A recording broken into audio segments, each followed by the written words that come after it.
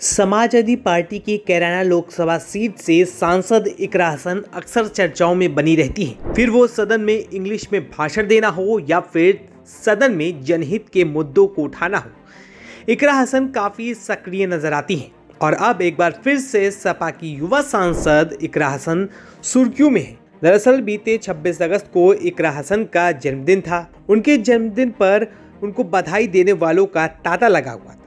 हजारों लोगों ने इकरा को जन्मदिन की बधाई दी थी, जिसका उन्होंने शुक्रिया अदा भी किया था। जन्मदिन के दिन भी इकरा ने लोगों का आभार जताते हुए अपनी तस्वीर एक्स पर पोस्ट की थी, जिसमें वो लोगों से बातचीत करती हुए देखी जा सकती थी। इन सब के बीच सपा की सांसद इकरा हसन के जन्मदिन पर पीएम मोदी के पत्र की खूब चर्चा हो रही है। इकरा को पीएम मोदी ही नहीं, राष्ट्रपति ने भी जन्मदिन की बधाई दी है और लेटर लिखा था। पीएम मोदी की तरफ से जो लेटर भेजा गया था उसमें क्या लिखा था वो हम आपको पढ़कर बताते हैं। सुश्री इकरा चौधरी जी, आगामी 26 अगस्त को आपके जन्मदिन पर मेरी शुभकामनाएं। आपकी सुख समृद्धि, आरोग्य और दीर्घायु की कामना करता हूँ। अमृत काल में हम एक भव्य और विकसित भारत के निर्माण की ओर अग्रसर हैं। जन भागीदारी और एकजुटता की शक्ति से सिंचित हमारे साझा प्रयास राष्ट्र को एक नई ऊंचाई पर पहुंचाने में सहायक सिद्ध होंगे। मुझे विश्वास है कि देश व समाज की प्रगति में आपका योगदान महत्वपूर्ण होगा। आपकी लंबी आयु और सुखद भविष्य की कामना सहित, आपका नरेंद्र मोदी। इसके नीचे पीएम मोदी का साइन है और सुश्री इकरा चौधरी लिखा हुआ है। वहीं राष्ट्रपति द्रौपदी मुर्मू ने भी इकरा हसन को एक पत्र लिखकर जन्मदिन की बधाई दी है। उन्होंने लिखा है कि सुश्री इकरा चौधरी, मैं आपके जन्मदिन 26 अगस्त 2024 पर आपको हार्दिक बधाई देती हूँ। ईश्वर आपको स्वस्थ और प्रसन्न रखे और आने वाले कई वर्षों तक आप राष्ट्र की अनवरत एवं निष्ठापूर्वक सेवा करती रहें। शुभकामनाओं सहित आपकी द्रौपदी मुर्मू। इसके बाद उन्होंने अपना हस्ताक्षर किया हुआ है। बता दें कि इकरा हसन लंदन में पढ़कर आई हैं।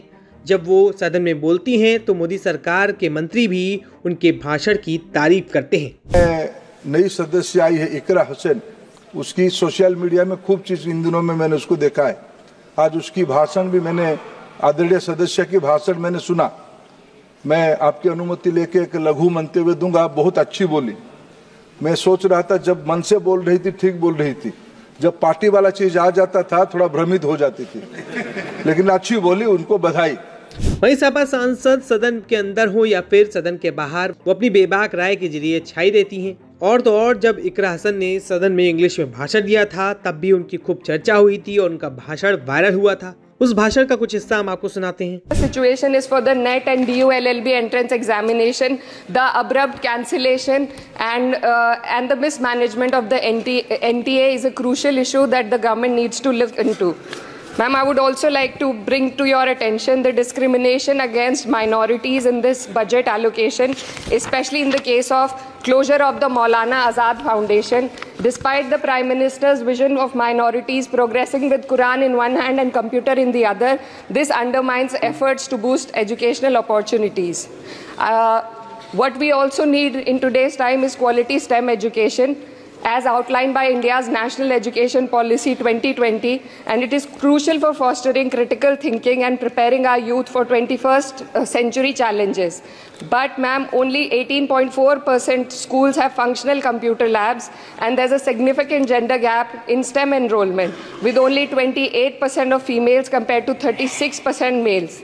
While the government now promotes Digital India, it would do well to take a leaf from the Samajwadi Party's government under Akhilesh Yadav ji, which began distributing free laptops to class 12 students in 2012, effectively combating computer illiteracy and bridging digital divide in rural Uttar Pradesh. गौरतलब है कि इकरा हसन लगातार जनता से मिलती रहती हैं, जनता दरबार लगाती हैं और लोगों की समस्याओं को सुनती हैं।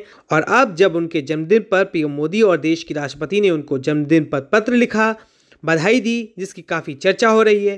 वैसे आपका इस खबर को लेकर क्या कुछ कहना है, हमें कमेंट करके ज़रूर बताएं।